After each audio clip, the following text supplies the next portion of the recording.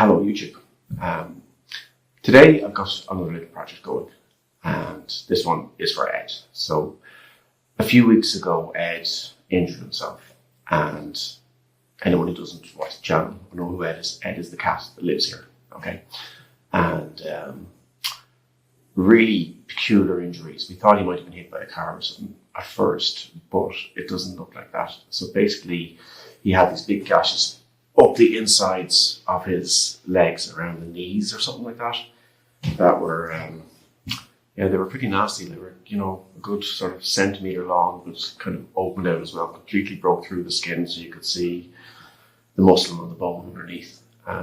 So I brought him to a vet, and she basically cleaned him up and said, take him home and try and keep an eye on him, don't let him do too much. So we did that, and he's been recuperating, and he's got the stage now where the wounds have kind of pretty much healed up. He's still a bit weak in his back legs. He can't really jump that well. He pretty much, pulls himself up with his front legs first before using the back legs onto the furniture and stuff like that. But he's got to the stage now where he has to come back home again because he can't stay in the house. He's been locked up and inside for the last couple of weeks while he's been recuperating, and he needs to get out of the house because he's basically scratching the furniture and probably got a bit nuts being stuck inside. And then the place is just covered in cat hair. It's, it's kind of wearing thin at this stage. Other than that, he's been a great house guest. He's quiet. He uses his toilet, no issues there at all. But still, it's time for him to come home. So today's project is going to be building a new little house for Ed. And basically, because he's an outdoor cat, we're going to have this downstairs in the Granary building where his old bed was. But I just completely want to give him an upgrade. I want to give him something that's obviously waterproof and dry and warm, so insulated as well, but comfortable too, so that he feels safe and has no problem actually using it. So basically, let's go through what I've got to try and build a house for him. Okay, so this box is going to be what we're going to make into a little house. Now, I was going to build something out of wood, but then I figured, you know what, something like this is going to be waterproof, it's going to be durable, and it would probably last a bit longer than something that is made of wood. Now, I might actually, at some stage in the future, clad it in wood just to make it look a bit prettier, but we'll use this for now, okay? So I've got a load of old cardboard and stuff here that I'm going to use to insulate it. I've got some reflective insulation material here as well. I've got this mat that I'm going to put around the inside of it so that, it's a very heavy duty mat that if you decide to scratch it, it's not going to do too much damage. And then I've also bought a little Catflap that I'm going to put somewhere on this. I'm thinking the easiest place might be on the side here, either that or on this front part. I think having it laying down this way is probably the best way for it, rather than, because obviously you've got a wider, bigger space at the bottom for putting his bed inside, and it's a bit lower as well too this way. So in terms of heat retention and stuff like that, it'll keep the heat lower once he's inside it. So I'm not quite sure yet how to proceed with this, but what I'll do is I'll get all these guys opened up and then come up with a plan. Okay, let's get the Catflap. Okay, so first things first, I got this on Amazon. It's a little pet door. I think it was about €10 or something like that. So basically there's two sides to it. So one side goes on one place, the other side goes on another. I'm not sure how flush this will get though. If it's supposed to be a space in between or if something clicks in, so I'll have to just figure that bit out. There is a setting on it for two-way access, which is what it's at here, which means it should, go in and out both ways. The little insulation part is kind of rubbed the wrong way there. It doesn't look like it's been put on very well. But then what you expect from Amazon, and that's so cheap. But look, I think it'll suffice. So yeah, now maybe this one is for a certain thickness of wood or glass to go through it. Maybe that's why there's a gap there. It doesn't look like it's going to close any tighter than that. But look, if that's as good as it gets, I can use super glue and just glue it onto one side of the plastic. Okay. So next up we have this guy. And let's just see how long it is.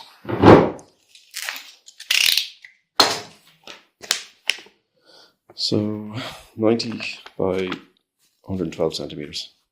So just over a meter long.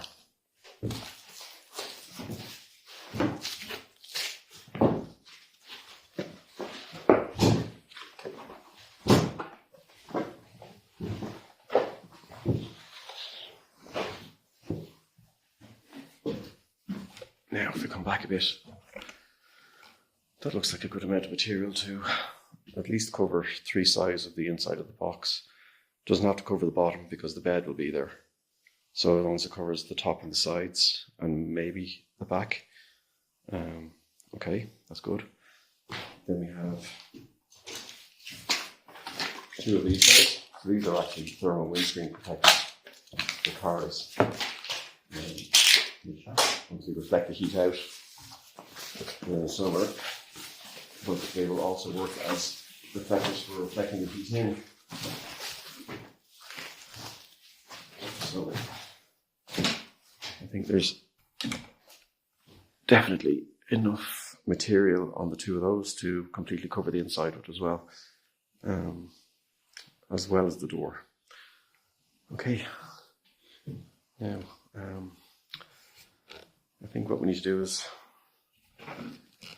get this box up on the table and figure out what's the best way to get it lined. Okay, so the first thing I think I'm going to do is just get some cardboard from the pile I have back here and try and make some templates of the inside of the box just so I know all the dimensions. And from there then I can create patterns to cut again from the cardboard for insulation for this mat to cover the areas that need to be covered, and also for the foil protective layer, which will go, I'm guessing, between the mat and the cardboard layers. So let's get started on that.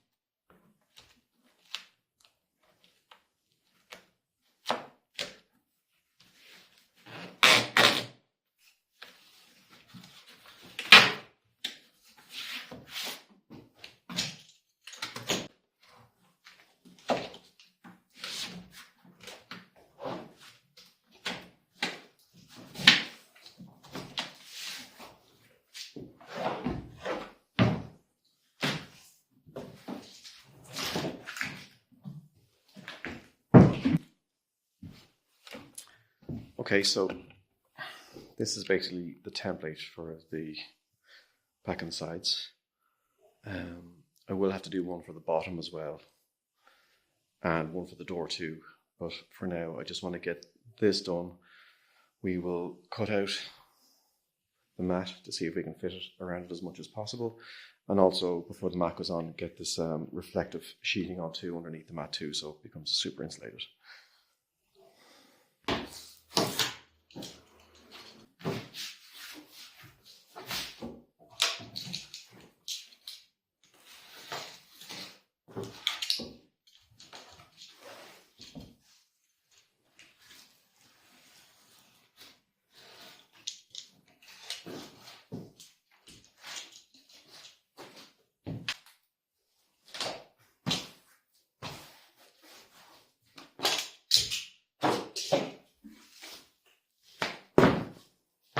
Okay, so it doesn't look like there's going to be enough carpet to completely cover this foil area.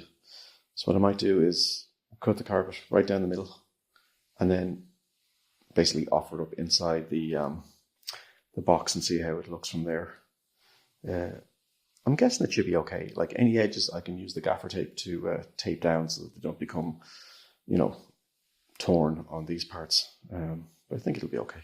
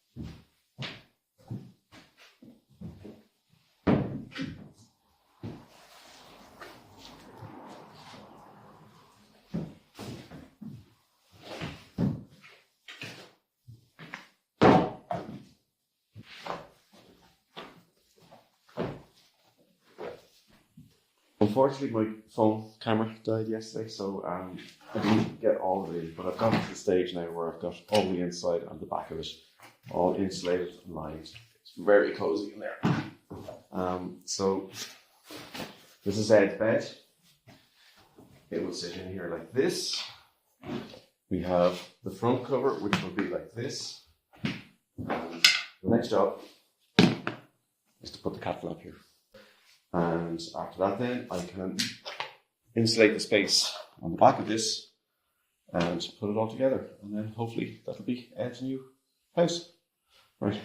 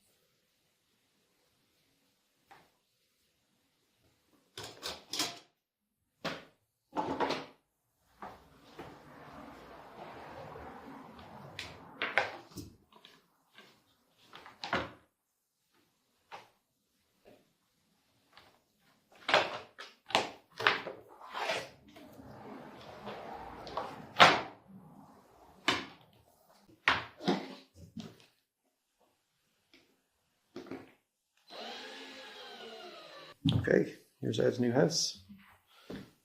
Waterproof, insulated. Got his little bed inside. Now the test is going to be, what's he going to think of it? Ed, come here.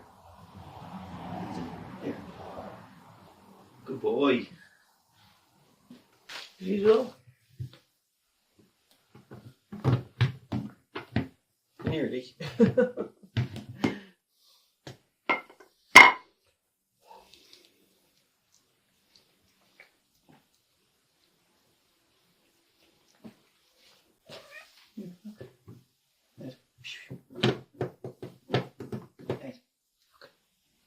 Hey.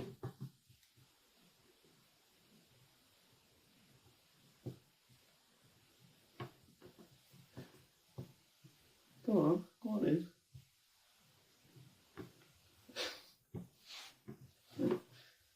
Good boy.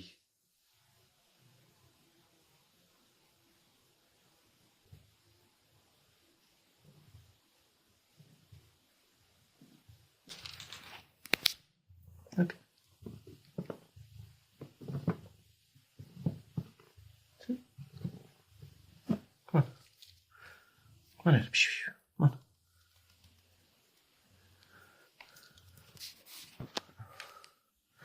I wonder could I tease him out with more food? Come on. Look.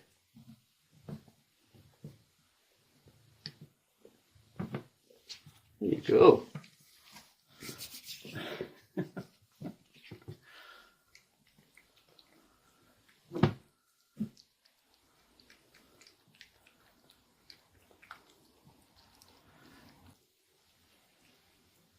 Okay, I think he's a happy customer.